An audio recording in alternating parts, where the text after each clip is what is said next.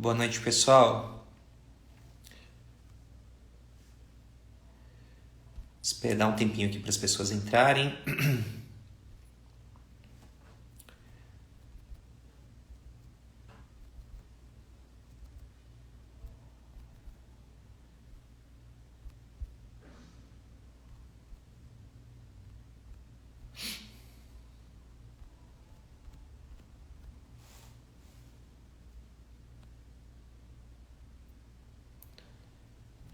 Boa noite. Vou falar um pouquinho de preparo de posterior hoje. Tinha muita gente pedindo. Vamos lá.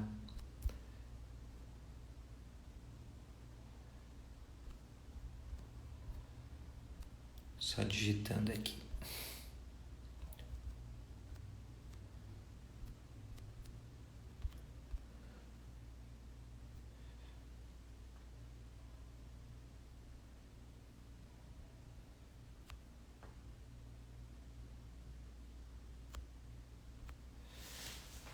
Vamos ver quem tá aí já. Maria Eduarda, beijo. Tá sempre aí. Davidson, beijo, irmão. Bianquinha, tudo bem? Lu, entrou atrasada, hein, Lu? Brincadeira. Fabiana, Márcio. Vou esperar só mais um pouquinho, só para as pessoas entrarem. A gente vai falar um pouquinho sobre preparos para coroas em dentes posteriores hoje. Muita gente me pediu, eu tentei fazer uma live mais dinâmica, tinha muita gente me pedindo sequência de preparo, ponta diamantada. Vamos ver se a gente consegue sanar todas as dúvidas aí. Márcia do Laboratório Portalupe, tá sempre aí. Amar Pelegrino, beijo.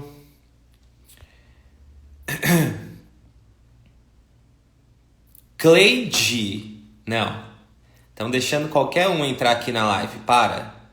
O Instagram precisa selecionar um pouco as pessoas. Murilão, beijo, irmão. Vamos começar? Eu não sei se vai atrapalhar. Vocês estão me ouvindo bem, né? Deve estar, porque a Cleide tá rindo aí. Beijo, Cleidinha, saudade. Gui, beijo, irmão. Deixa eu falar. Oi, Fernanda. Oi, Fê. Clebinho. Bora, Gui. Deixa eu só falar uma coisa. Eu tenho bastante imagem hoje. Eu gosto de deixar os comentários ativos, que aí a gente vai batendo um papo. Eu gosto de live mais dinâmica. Se estiver atrapalhando muito, vocês me mandam uma mensagem, vocês me avisam aí para ficar melhor, com ou sem comentários, e aí eu desativo aqui, mas escrevam as perguntas para a gente ter um aproveitamento melhor das lives, tá? E aí a gente vai tentando sanar as dúvidas aos poucos. Talvez a dúvida de alguém seja a mesma de outra pessoa, e aí a gente vai batendo um papo, tá bom? Já vou começar aqui. Hoje eu vou falar sobre preparo de coroa total em dentes posteriores, tá? Uma coisa que eu queria deixar claro, isso daqui eu fiz esse final de semana. Eu tava lá em Joinville com o Reinaldo, com a Tininha, com o Vitor, um beijo pra eles. E o Vitor me pediu para fazer um preparo de dente posterior, que ele tava dando um curso sobre enceramento digital, escaneamento, enfim, parte laboratorial voltada para o digital. Esse tipo de preparo de coroa, vocês vão ver que ele atende tanto a odontologia analógica, que molda, vocês vão ver ele trabalhado em gesso, beijo, e trabalhado de forma digital, tá? Escaneado. Então ele vai bem para os dois fluxos. Thalita, um beijo, manda um beijo pro William. Então eu vou mostrar uma técnica de preparo que é a que eu faço com uma lógica de desgaste que eu acho que vai bem tanto para o analógico e para o digital. Eu tentei ser o mais amplo possível, abrangendo os dois fluxos, tá? Aí a gente vai vendo a rotina de vocês e o que vocês gostam de usar no dia a dia. Essa técnica é a que eu uso no meu dia a dia, tá? Então, por exemplo, muitas vezes a gente tem nas reabilitações facetas, eu chamo de tratamentos híbridos, né? A gente nunca tem, às vezes nunca tem só faceta. Às vezes a gente pega reabilitações que a gente tem faceta misturado com coroa, misturado com lâmina de incrustação, misturado com inlay, onlay, overlay, enfim.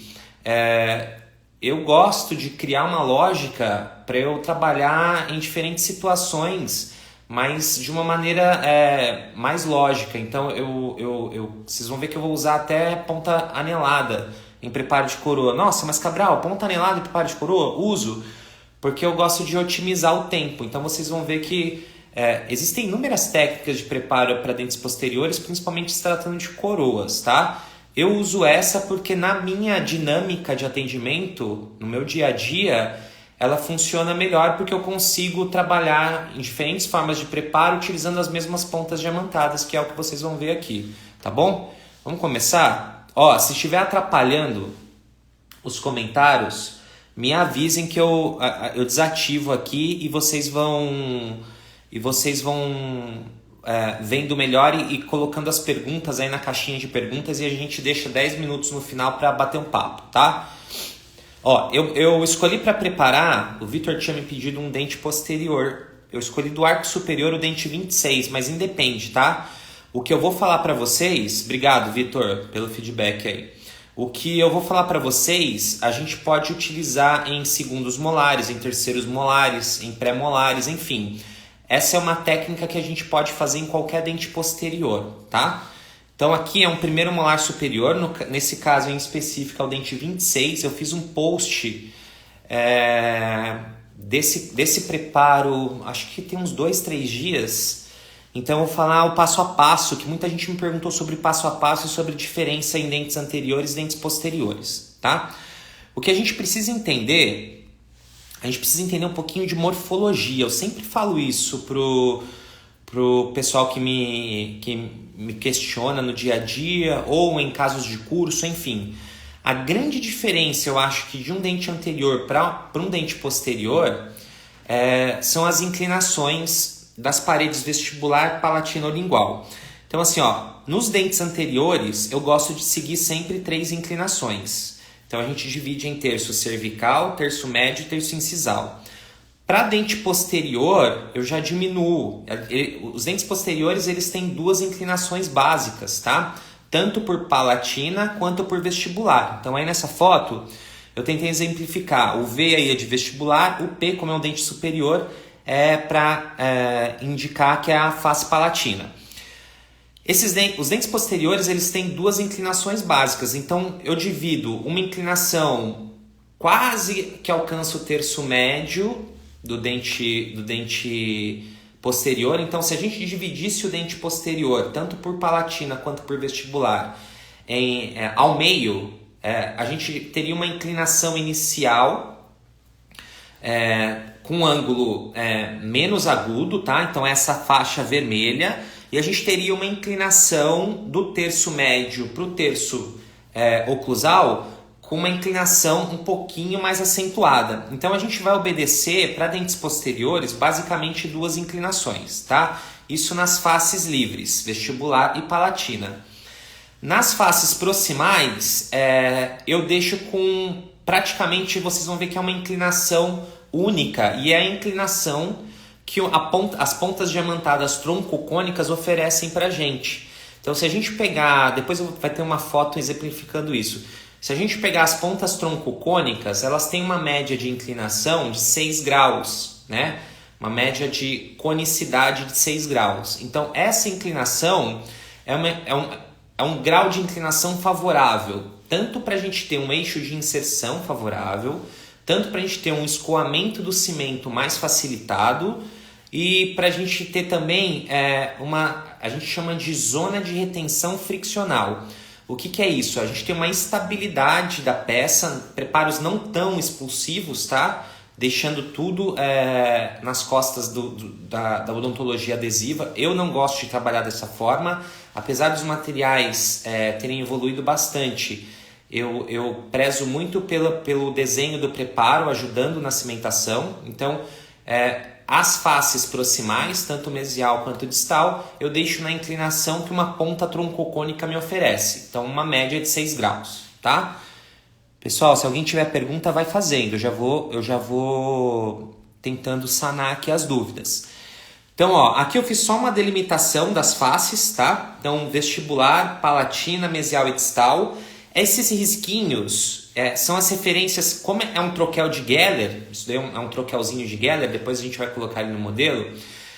Esses risquinhos que a gente consegue ver tanto numa vista vestibular quanto numa vista proximal, são os picos das papilas. Então, na boca, a gente tem que ter sempre a referência do nosso contorno gengival. Então, picos de papila, tanto mesial quanto distal, e contorno cervical, contorno gengival, tanto por palatina quanto por vestibular, tá bom? Isso é só uma referência, tá? Como a gente está com um troquel de Geller, eu fiz as referências.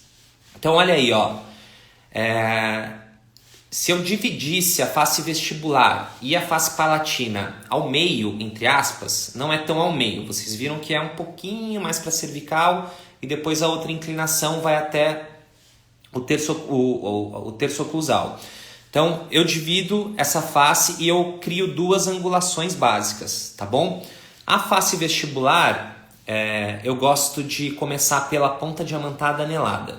Aí vocês podem colocar em uso, essa é uma 41-41, ela vai me dar quase 3 milímetros de espessura, mas ela pode ser usada também a 41-42, ela vai me dar quase meio milímetro de espessura. Trabalhando em coroas, vocês vão ver que a média de espessura ela gira em torno de 1 milímetro ou 0,6, 0,7, enfim, depende de cada material. O importante é a gente ter a referência de qual material a gente vai usar. Cada um exige uma espessura diferente, tá? Depois a gente pode falar sobre isso. Então, numa vista vestibular, a gente traça uma linha simulando a divisão dessa face, tanto vestibular quanto palatina, em quase duas metades, tá? O terço cervical ele é um pouquinho mais curto, menor. Então, a gente vai usar a ponta diamantada anelada, obedecendo às inclinações dessas duas metades, tá bom? Então, o terço cervical ele tem uma inclinação menos aguda e depois a gente vai inclinar um pouquinho mais para o terço que vai para o oclusal, tá bom? Então, terço não, porque a gente divide ao meio, né? Então, a metade cervical, quase a metade cervical, e a metade relacionada ao oclusal. Então, uma inclinação um pouquinho menor na cervical e uma inclinação um pouquinho maior tendendo para a oclusal, tá bom? Depois que a gente utiliza a ponta diamantada anelada, eu crio as minhas guias de orientação horizontais, tá? Então, numa vista vestibular, eu tenho esse tipo de guia de orientação, de corte, e numa vista proximal, sagital, a gente vai ter esse tipo de inclinação. Então, isso a gente consegue conferir se a gente obedeceu às inclinações cervical e oclusal, tá bom? Vista por palatina. Então, aí eu já troco de ponta diamantada. Não gosto muito de usar a anelada por palatina ou por lingual. Eu gosto já de trocar. Então, essa ponta diamantada em si é uma 3216, tá? A 3216, ela é idêntica em desenho a 3215, só o diâmetro dela que varia um pouquinho. Ela é uma ponta um pouco mais calibrosa, tá bom? Gosto de usar, já que a gente vai trabalhar com coroa, eu já gosto de trabalhar a espessura um pouquinho diferente. Então, gosto de usar a ponta 3216. Ah, mas Cabral, ela é uma ponta cilíndrica. Ok, não tem problema. Até então não tem problema.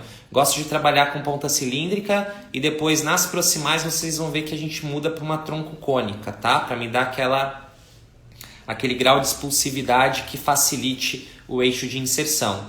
Então aqui, ó, na palatina a gente também vai obedecer duas inclinações, tá bom? Então, uma inclinação cervical e uma inclinação tendendo a ser mais negativa, mais aguda para oclusal, ok? Cabral, quanto que você desgasta quando você está utilizando essa ponta por palatina? Essa ponta diamantada, ó, é essa daqui. Se a gente for medir, ó, essa ponta diamantada, se a gente pegar uma sonda periodontal milimetrada convencional, ela vai ter um pouco mais de 1 milímetro de espessura, tá? Então, eu gosto de iniciar os cortes, as guias de orientação, utilizando metade dessa ponta diamantada por palatina, tá? Isso vai me dar 0,6 de espessura. Já é uma espessura boa para eu trabalhar, tá bom? Dependendo das coroas e dos materiais que vocês forem trabalhar, tem materiais, por isso que a gente precisa entender também de materiais dentários. Dependendo da cerâmica, elas pedem 1 milímetro de espessura ou elas pedem 1,5 milímetro. Depois a gente pode conversar sobre isso. Eu gosto de usar a 3216, que ela tem um pouco mais de 1 milímetro. Eu vou utilizar ela na oclusal, vocês vão ver. E ela já me dá em torno então de 0,6 de espessura na palatina. E depois na vestibular também. Então é uma espessura boa para a gente trabalhar já. Dependendo do material, ele vai pedir um pouquinho mais. A gente pode trocar de ponta diamantada. A gente pode utilizar uma ponta diamantada mais calibrosa. Mas essa eu já me sinto bem confortável em trabalhar. Então, ó, numa vista palatina, a gente consegue observar eu gosto de fazer de 3 a 4 canaletas, dependendo do diâmetro do meu dente. Se é um dente mais calibroso, eu faço de 3 a 4. Um dente um pouquinho pré-molares, a gente não vai conseguir fazer tantas guias de orientação. Então, depende do volume do meu dente, do tamanho de cada dente, tá bom? Então, ó, nesse molar eu fiz 3 guias de orientação. Elas estão no sentido vertical, diferente da vestibular. E eu uso metade daquela ponta diamantada, metade da ponta ativa daquela ponta diamantada, 3216, ok? Então essa é uma vista palatina. Aproveitando essas guias de orientação que eu fiz por palatina, eu já começo a fazer as guias de orientação de desgaste oclusal. Então, ó, eu uso a ponta diamantada 3216 por completo no seu diâmetro para me oferecer uma guia de desgaste oclusal. O que eu vejo algumas falhas, tanto finais quanto falhas durante o processo de preparo, é que muitas vezes a gente desgasta uma espessura suficiente em ponta de cúspide, mas ali no sulco principal, no sulco central, por falta de referência e por falta de guias de desgaste, a gente fica com uma espessura muito reduzida. Então, muitas vezes a gente tem uma espessura de cúspide favorável e quando a gente leva isso para sulco central, sulco principal, a gente vai diminuindo esse desgaste e quando a gente faz uma relação interoclusal, a gente vê em alguns casos que ali ficou com pouca espessura. Então, isso fragiliza muito a sua restauração final. Cuidado no desgaste oclusal, a gente precisa deixar essas espessuras o mais homogêneas possível, tá? Então, às vezes eu vejo muito erro, muita falha em desgaste correto de altura em cúspide, mas muito pouco desgaste em sulco principal e cria uma falha posterior que pode gerar fratura, tá bom? Então, ó, essa foto é simulando o desgaste das cúspides vestibulares, então eu uso essa ponta diamantada no seu diâmetro total. E aqui, ó, lembra das guias de orientação vertical por palatina? Eu uso as mesmas guias como referência para eu já unir com as guias de desgaste oclusal das cúspides palatinas. Vitor, mesmo que o sulco principal fique muito profundo, ele não vai ficar profundo. Se a gente visualizar a morfologia do dente, se a gente tiver em mente a morfologia do dente e a gente copiar a morfologia no preparo, a Tininha e o Reinaldo Nascimento, a Tininha Gomes e o Reinaldo Nascimento, eles têm um atlas de morfologia dentária que pega todos os elementos dentários, então desde a bateria anterior até a bateria posterior.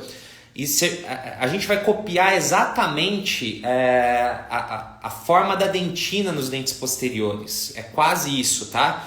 Então, o sulco principal ele não vai ficar profundo demais. A gente vai seguir um desgaste homogêneo. Depois eu mostro para você, Vitor, no preparo finalizado, para você ter uma ideia melhor, tá?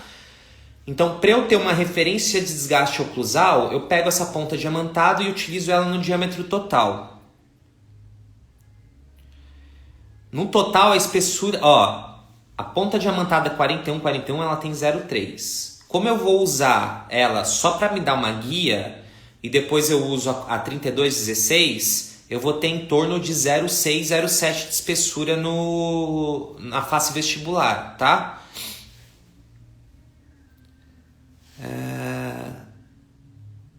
Adora suco com muito espaço para fazer uma morfologia. É exatamente isso.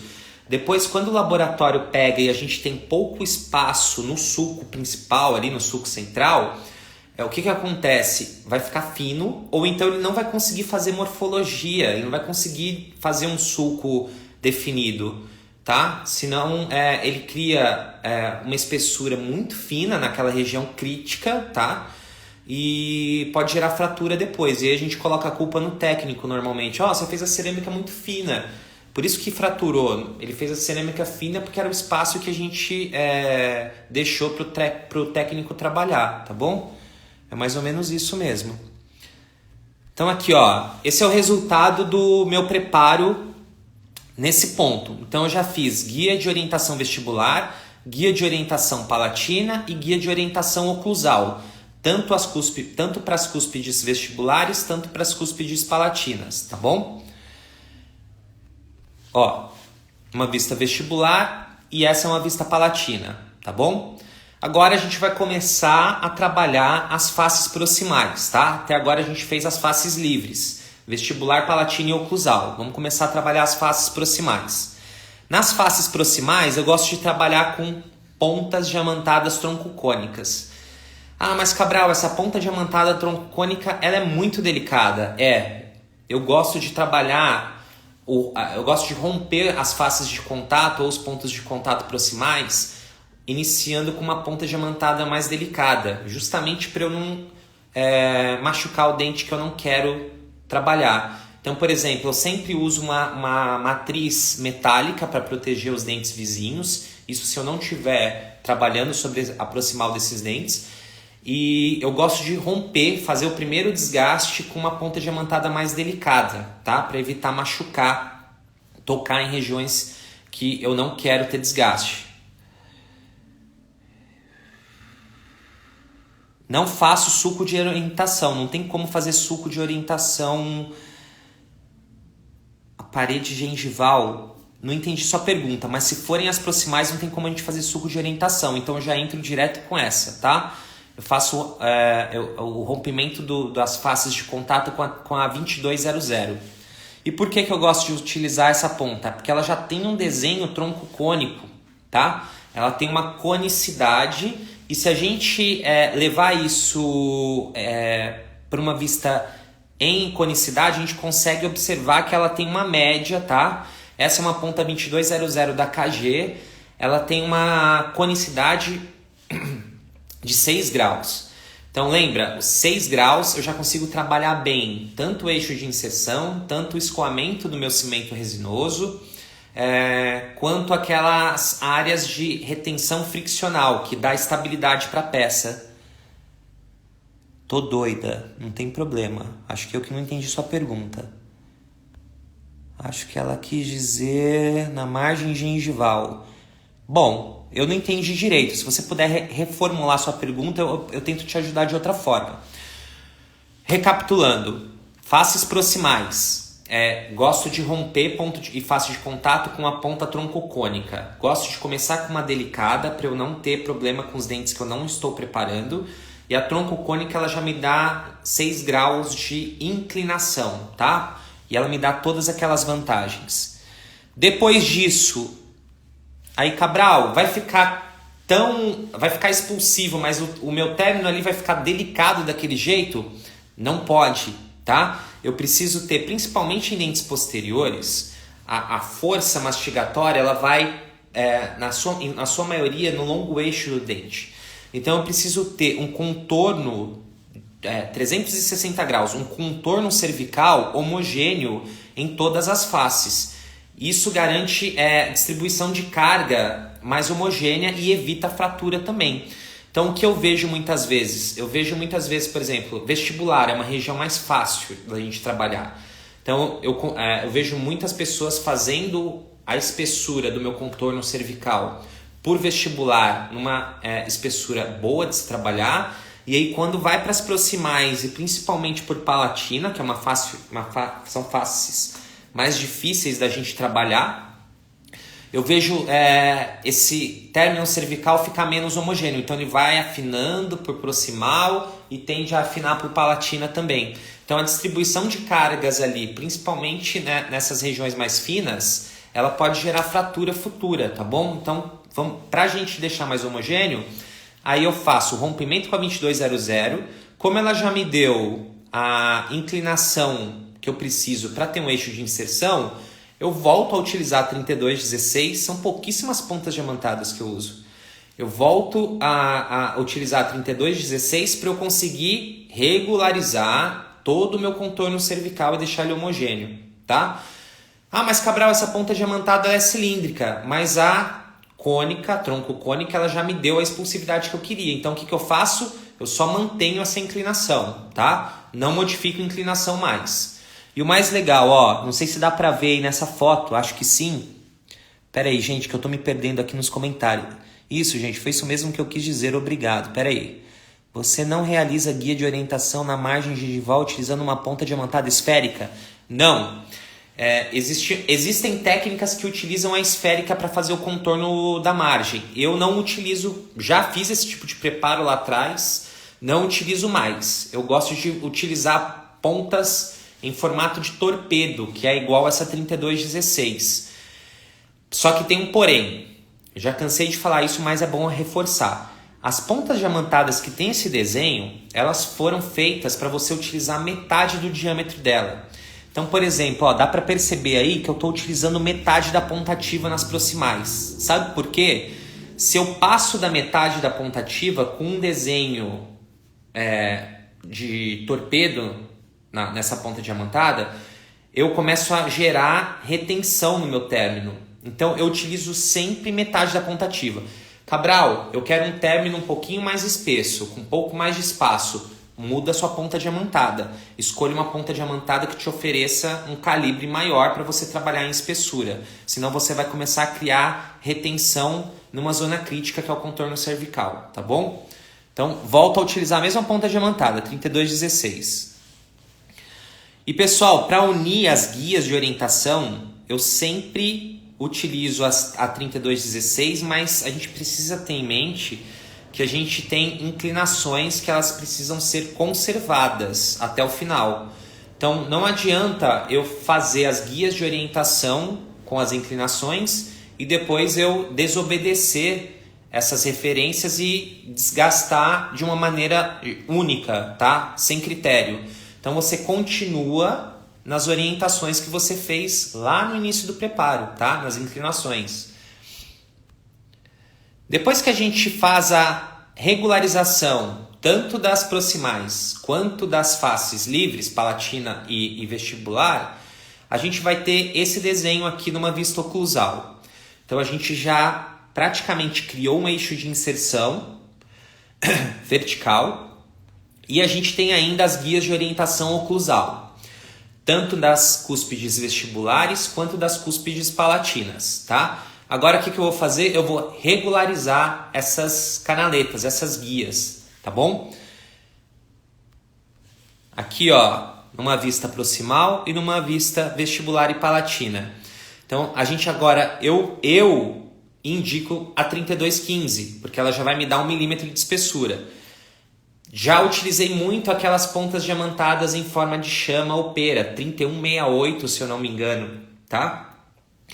Já utilizei muito também e ainda utilizo a 3180 ou a 3183. São aquelas pontas de dupla conicidade. Elas parecem um balãozinho. Elas são pontas boas também para a gente utilizar em oclusal de dentes posteriores, tá? A gente faz a regularização dessas guias mais rápido e com mais facilidade. Tá? Aqui vocês vão ver que eu fiz com a eu utilizei essa mesma ponta diamantada aqui, ó, 3215, tá bom? Aqui já é um dente quase preparado. Então eu fiz toda a regularização das guias vestibular, palatina e oclusais, rompi os pontos de contato com a 2200 e depois mantive a inclinação de 6 graus da 2200, só que com a 3216, para eu ter uma uniformidade no meu término, tá? No meu contorno cervical.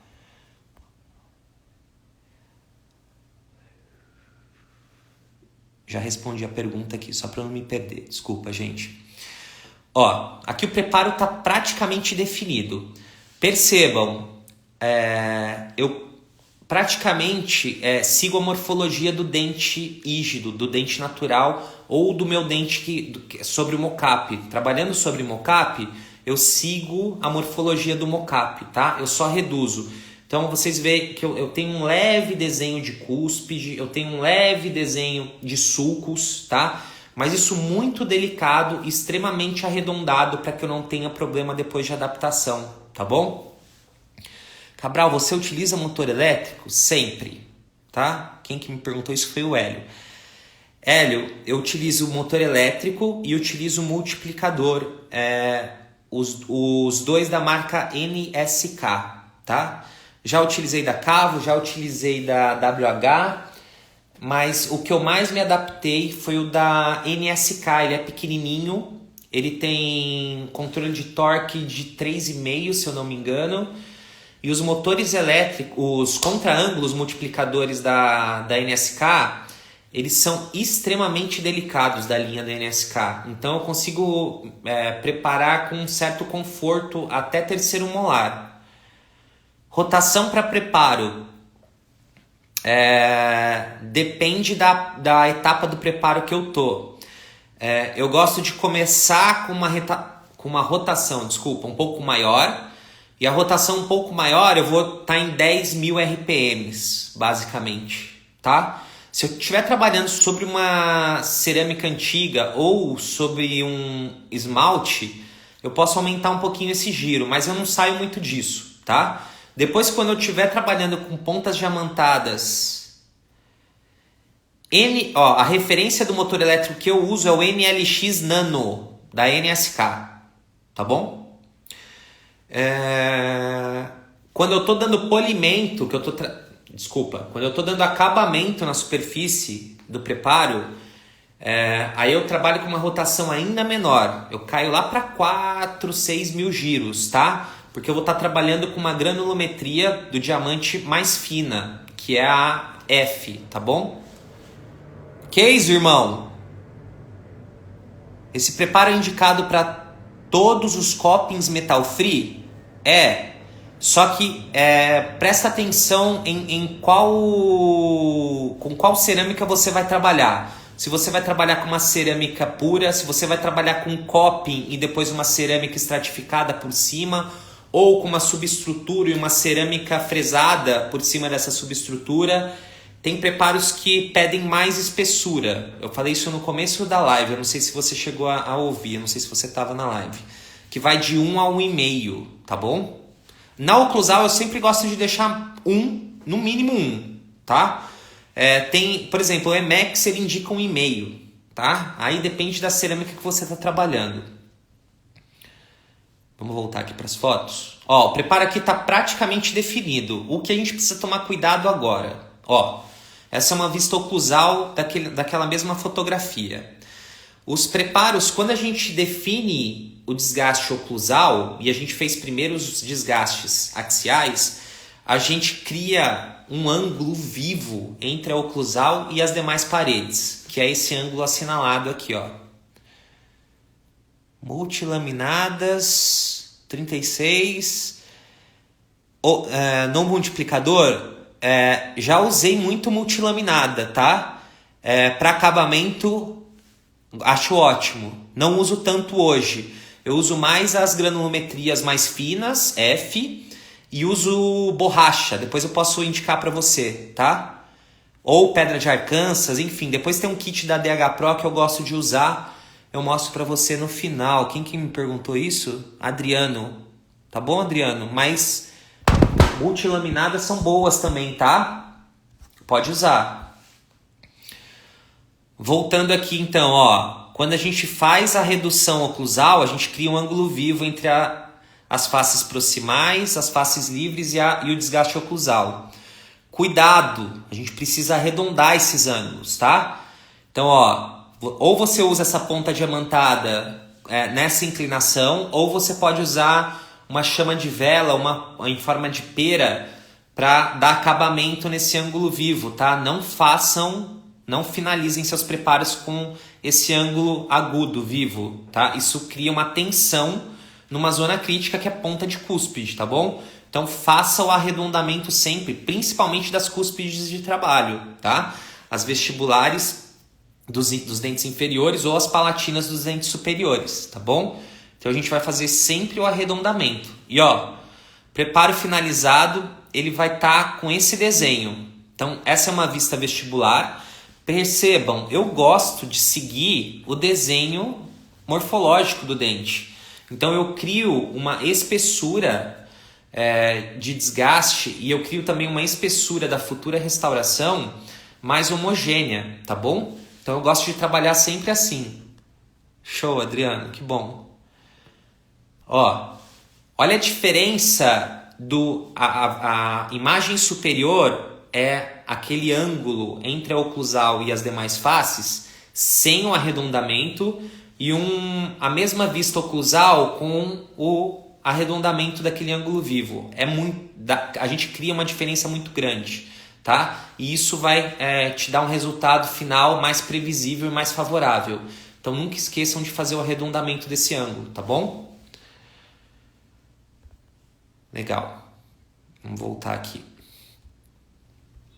Ó, aqui um preparo finalizado. Então aqui é um preparo finalizado se a gente tivesse moldado. Então aqui o técnico ele pode trabalhar bem, tá? Ele tem uma delimitação extremamente favorável em todas as faces.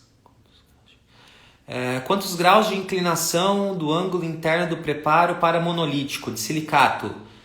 O ângulo interno, você está se referindo ao qual ângulo? Entre a oclusal e as demais faces ou das paredes axiais? Tenta ser mais preciso para mim, tá?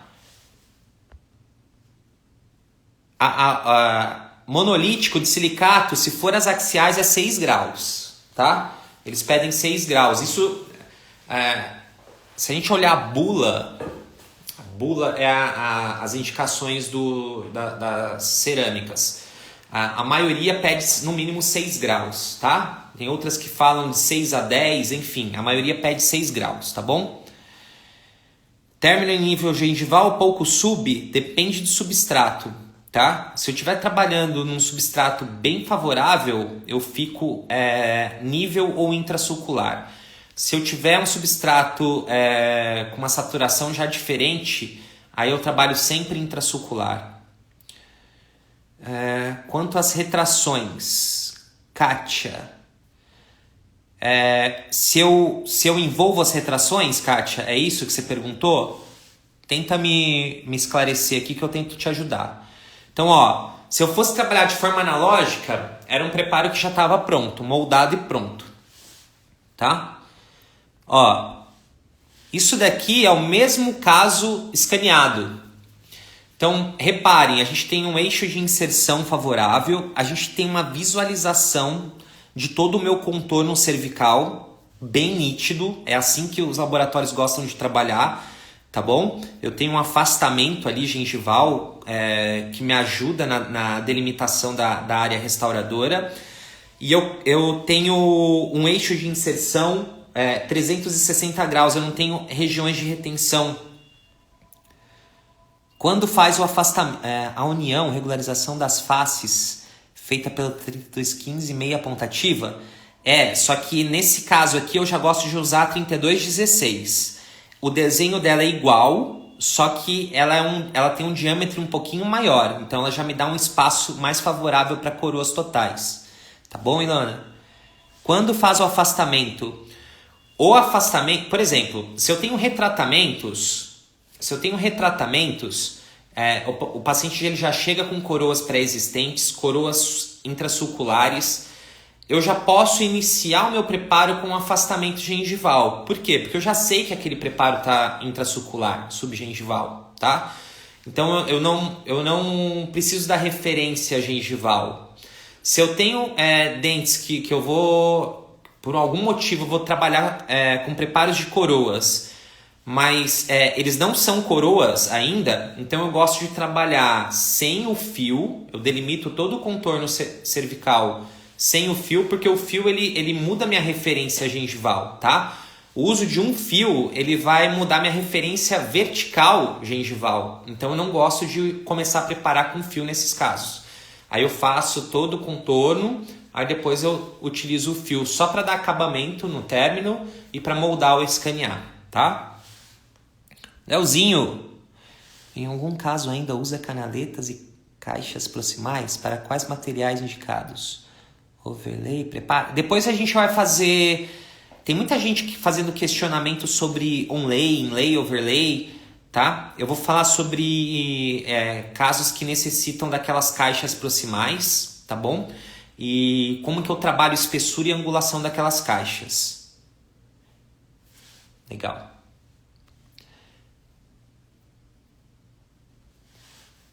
Ó, detalhe importante também, alguns detalhes importantes que a gente precisa visualizar quando a gente está preparando os nossos dentes posteriores.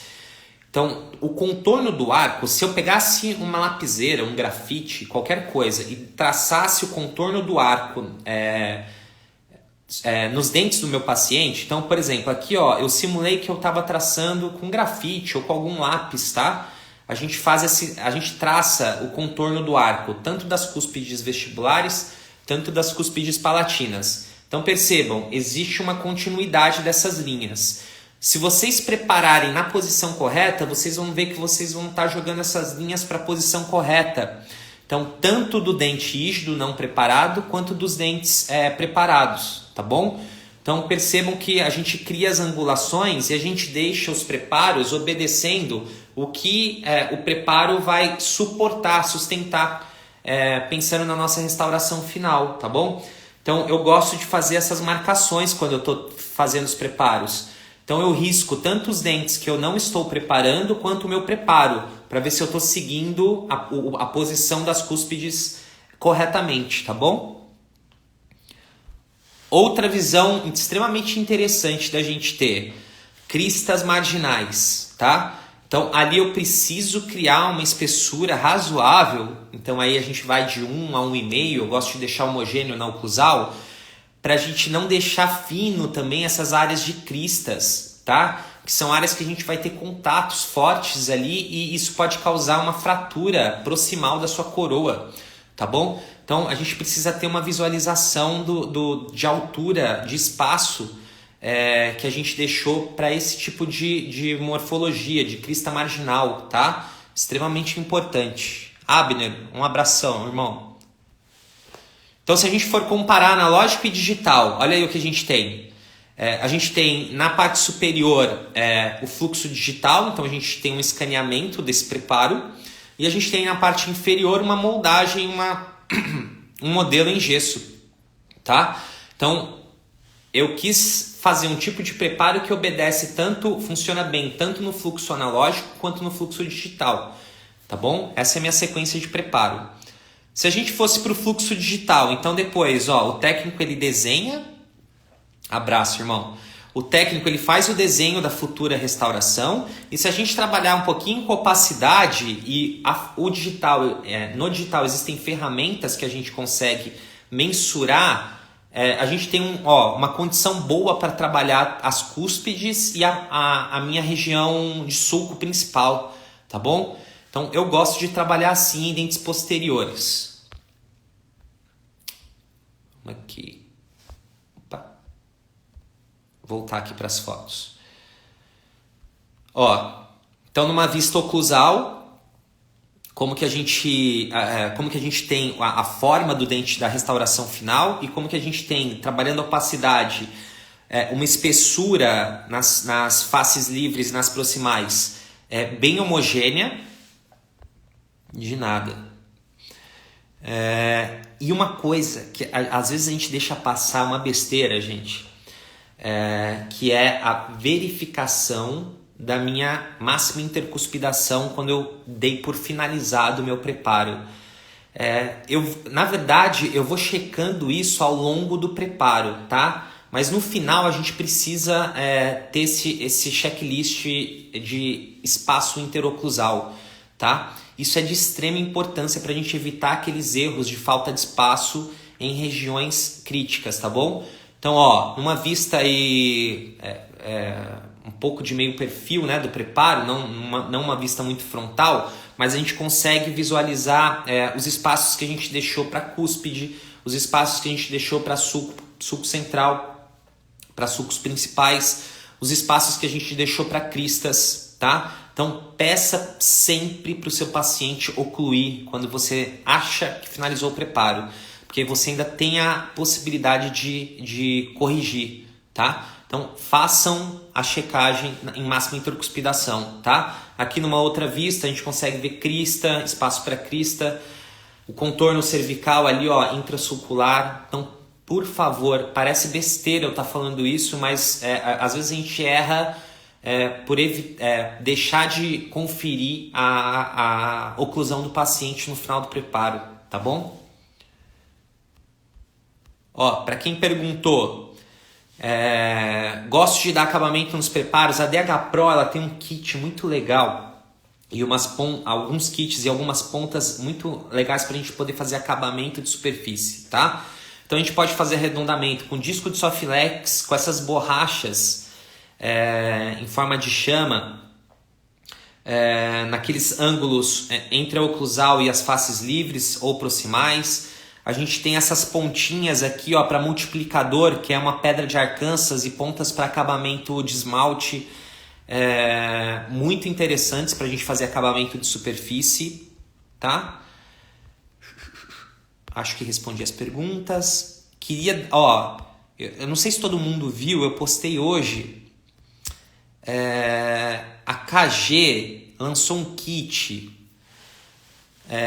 que eu uso para dentes anteriores, tá? Preparo de facetas em dentes anteriores, mas tem muita ponta diamantada desse kit que eu uso para fazer preparo de dentes posteriores, tá bom? Esse kit já está disponível no site da KG e a referência dele é 0625. Quem tiver interesse, são 7 pontinhas diamantadas. Eu uso para fazer preparo em dentes de laminados, facetas, enfim, de dentes anteriores, coroas de dentes anteriores. Posso fazer preparo para laminados posteriores e muitas das pontas aí eu utilizo para fazer alguma etapa de dente posterior. Então tem aí a 4141, tem a 3215, tem a 2200. Essa ponta 3168 a gente pode utilizar para fazer o arredondamento daquele ângulo vivo da oclusal para as demais faces. Então é um kit muito compacto, é um kit que está com um preço extremamente acessível. E o Paulo da KG falou para mim que pelo aplicativo ainda tem 20% de desconto, tá? Não gosto de ter kits mirabolantes, tá bom? Eu gosto de simplificar. Eu uso para os meus preparos praticamente essas pontas aí. Eu vou utilizar pontas com desenhos diferentes em raras as oportunidades, tá bom? Só para dar uma dica aí de kit, saiu tem muito pouco tempo, tá? Acho que na semana passada. Já tá à venda. Quem tiver interesse, tá lá. Uma dica final que eu quero dar para depois a gente entrar nas perguntas finais. Saiu um trabalho da Faculdade de Odontologia do Porto e isso foi publicado também na revista de Odontologia da Unesp, tá? Quem quiser a referência são essas duas. Vou desligar um pouquinho os comentários agora, só pra gente ler aqui, para quem quiser ler, tá? Os principais... Aí eles citaram os principais pontos críticos de um preparo para coroa total. Eles enumeraram 9 pontos críticos de algum de preparo para coroa, tá? Em algum erro, algum ponto crítico. Linha de acabamento cervical. Ou irregularidades ou espessura. Lembra que eu falei de trabalhar de forma homogênea em toda a circunferência do dente que a gente está trabalhando, preparando? Essa é uma falha que eu vejo com bastante... eu vejo muita gente fazer principalmente a face vestibular muito boa e pecar um pouquinho nas faces proximais e palatinas por conta da dificuldade de visualização.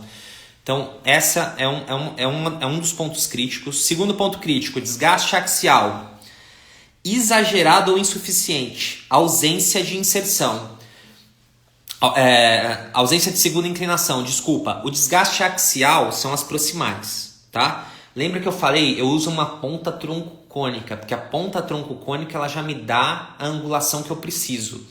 Então, não gosto daqueles preparos extremamente cônicos, parece um cone, tá? Aquilo que eu falei de deixar tudo nas costas da odontologia adesiva. Gosto de ter um preparo bem elaborado, de ter um desenho bem elaborado. Então, exagerado, muito cônico, ou insuficiente, ou ele está extremamente paralelo, que dificulta o eixo de inserção, ou ele está até com algum ponto de retenção. Terceiro ponto crítico, longo eixo do preparo, desvio em relação ao longo eixo de inserção. Então, às vezes, por isso que eu falo, a gente tem que ter uma vista oclusal, tá? E uma vista vestibular e palatina. A gente precisa acompanhar o eixo de inserção do nosso dente, tá? Muitas vezes a gente faz o preparo desviado, ou para mesial, ou para distal, ou muito desviado para palatina, ou muito desviado para vestibular. Observem seus preparos em diferentes ângulos, tá bom? Quarto ponto crítico. Convergência oclusal do preparo, excessivo, insuficiente ou divergente. É aquilo que a gente falou da expulsividade, tá? É mais ou menos a mesma coisa. 5. Desgaste oclusal, exagerado ou insuficiente. Então, ou peca para muito ou peca para pouco. Aquilo que a gente falou, manter 1,5. Por isso que eu uso todo o diâmetro da 3216. Desgaste palatino, insuficiente ou incorreto. Aí são as inclinações, tá? Por ser difícil, a gente tende a fazer uma inclinação só e a gente deixa o preparo palatino assim, ó. Aí a gente joga o quê? A ponta de cúspide palatina do preparo muito próximo do sulco principal, tá? Isso vai gerar alguma falha lá no futuro, na sua restauração. Acabamento e polimento de superfície, irregularidades e retenções. Existem inúmeras vantagens de você ter uma superfície bem acabada, tá? A gente não precisa de brilho, a gente precisa de acabamento de superfície, tá? Tanto para uma moldagem correta, mais fiel, tanto para uma cimentação e um escoamento de cimento mais facilitado, tanto para um escaneamento, quem for trabalhar de forma digital, tá? A malha ela fica muito melhor em superfícies mais bem acabadas, malha de escaneamento. Zonas retentivas nas paredes axiais, lembra? Mesial, distal, vestibular, palatino-lingual. Cuidado, por isso que a gente tem que obedecer às inclinações dessas paredes, senão a gente cria zonas de retenção. Por último, arredondamento dos ângulos. E aí, fundamental. Lembra que eu falei naquela vista oclusal que a gente precisa arredondar os ângulos vivos que formam entre a oclusal e as demais paredes? Então, o arredondamento é fundamental, tanto para a adaptação da peça, quanto para evitar zonas de tensão, tá bom? Tá quase acabando a live, pessoal. Vou ativar os comentários aqui para ver se a gente tem mais alguma dúvida. Pessoal, o site aí, ó, tem um link para o Telegram. A gente deixa muita coisa, muita informação legal no Telegram. Quem quiser se cadastrar é pelo site, tem um link lá, tá? Eu esqueci de falar isso no começo. Dali, Tambi. É isso. Alguém tem mais alguma pergunta? Essa é praticamente a minha estratégia de preparo para coroa em todos os dentes que eu estou trabalhando. Coroas totais, tá? Eu sigo mais ou menos esse passo a passo. Eu consigo ser mais rápido e mais preciso fazendo dessa forma. Obrigado você. Henricão, não sei se eu já te dei oi lá em cima. Obrigado por você estar aí, irmão. Um abraço. Pessoal, na quinta-feira a gente vai ter uma live sobre transferência de enceramento, tanto digital quanto analógico. Como você pode ser mais previsível trabalhando as transferências de enceramento, tá? Ou seja, fazendo mockup, tá bom? A gente pode falar um pouquinho das possibilidades de mockup. Existem algumas, eu não sei quais vocês trabalham. Obrigado, Paulinha. Um beijo. Mas a gente vai conversar um pouquinho sobre transferência de enceramento, tá? Às vezes a gente peca na transferência de enceramento para a boca e aí a gente prepara errado, porque o enceramento vai guiar a gente para preparar. Então é importantíssimo fazer uma consulta de mocap muito bem feita, com bastante critério, tá bom? Pra gente não errar depois na continuidade do tratamento. Carol, estudou comigo, um beijo. Murilão, obrigado. Deixa eu pôr um fundo preto qualquer aqui, só para eu conseguir ver vocês melhor. Aí, obrigado, Murilão. Maria, um beijo, tá sempre aí. Maria Eduarda, obrigado, um beijo. E vamos pro cubo esse ano, hein? Terá live de anteriores? Terá. Mais pra frente um pouquinho. Quem que perguntou? Hélio, mais pra frente um pouquinho. A gente vai fazer uma live de dente anterior. Vou preparar um material legal pra vocês, tá? Eu sempre faço... lanço uma pesquisa lá no Instagram pra gente ver quais são os pedidos de live, tá? Pra gente tentar absorver conhecimento e tentar atingir aquilo que vocês têm mais dúvidas ou dificuldades. Larissa, um beijo, obrigado. Live de coroetas, posso fazer. Marcinha, um beijo, tá? Obrigado, tá bom? Fabiana, obrigado. Pessoal, é isso. Espero que vocês tenham aproveitado a live. Na quinta, então, a gente vai falar um pouquinho sobre transferência de enceramento. Depois a gente programa outros tipos de preparo. Tem muita gente me perguntando de endocral também, tá? Eu acho que o mais difícil do endocral é a indicação, não é nem a execução do preparo de endocral. Onlay, eu vou tentar fazer uma ao vivo, não com foto. Pegar manequim e fazer um passo a passo. Aí quem tiver interesse de fazer junto comigo, acho legal, tá? Fazer uma coisa mais dinâmica com vocês. Onlay eu vou fazer, já acabei de falar. Vitão, um abraço, obrigado. Pessoal, muito obrigado quem ficou aí até o final, tá? Valeu, Keizo. Keizo estudou comigo, me deu muito trote. Um beijo, abração. Abner, obrigado, irmão. Então, a gente vai continuando com as lives e tentando ajudar vocês no dia a dia aí. Tentar ser o mais simples possível, o mais previsível possível, mas tudo com embasamento, tá? Obrigado a você. Valeu, Alexandre. Um abraço, irmão. Pessoal, boa noite, boa semana. Encontro vocês quinta aqui pra gente falar sobre transferência de enceramento e pra gente caprichar nos nossos mockups, tá? Qual material que eu utilizo, como que eu faço essa transferência, as possibilidades de mockup, como que a gente individualiza mockup, tá bom? Acabamento, enfim, a gente vai falar um pouquinho sobre mockup, tá bom? Entrem no site, tem o link do Telegram, só pra gente terminar, e lá tem bastante conteúdo, bastante informação, tá bom? Boa noite a todos. A gente se vê na quinta-feira com uma live diferente, tá? Beijo!